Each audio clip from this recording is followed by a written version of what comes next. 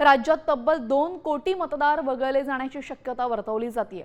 SIR मोहिमेअंतर्गत अर्ज जमा न झाल्याने ही परिस्थिती निर्माण झाली आहे। या अर्जांपैकी जवळपास निम्मे अर्ज मुंबई शहर, उपनगर, ठाणे, पुणे या 4 जिल्ह्यांमधले आहेत। दरम्यान मतदार यादीमधील नाव नोंदणीची आज शेवटची तारीख आहे। प्रारूप मतदार यादी जाहीर झाल्यानंतर यामध्ये नाव नसलेल्या पात्र मतदारांना निर्धारित कालावधीमध्ये नाव समाविष्ट करण्यासाठी किंवा माहिती दुरुस्त करण्यासाठी दावा करता येणार आहे। निवडणूक यंत्रणा या दावे आणि हरकतींची तपासणी करून अंतिम मतदार यादी जाहीर करणार आहेत।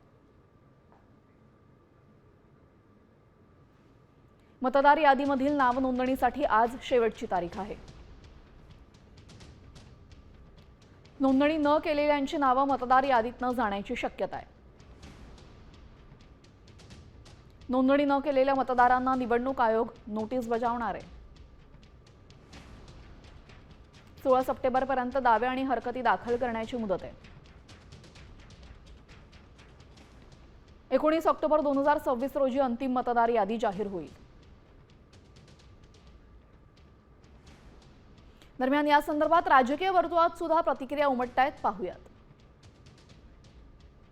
यामागे काय षडयंत्र आहे? कारण एसआयआर जिथे पूर्वी पण एसआयआर व्हायचे, पण या भारतीय जनता पक्षाचं सरकार आणि यांच्या मोदी सरकारने एसआयआर करताना पर्टिक्युलर अल्पसंख्याक लोकांना टार्गेट करूनच हा एसआयआर केला असा आमचा स्पष्ट आरोप आहे। अनेक लोकांना डिलीट अशी सुद्धा भीती आहे। त्यावर आमचं पूर्ण लक्ष आहे आणि जर असा काही प्रकार केला तर आम्ही याविरुद्ध जन आंदोलन करू आणि याचं उत्तर सरकारला द्यावं लागेल। मला काय तसं वाटत नाही, कारण मी माझ्या विधानसभेचा फार मायन्युटली अभ्यास करतोय। ज्यांची डबल नावं आहेत, ज्यांचं 2002चे पुरावे नाहीत किंवा ज्यांना फॉर्म दिलेले आहेत त्यांनी भरून दिलेले नाहीत, असेच लोकांची नावं ही गळण्याची शक्यता आहे। जर आपले BLA लोक जर चांगले असतील, जर जागरूक असतील, तर मला वाटते हा धोका फार वाढणार नाही। आणि मला वाटते जर जागरूक लोकप्रतिनिधी हे आपापलं काम चांगल्या पद्धतीने करतात।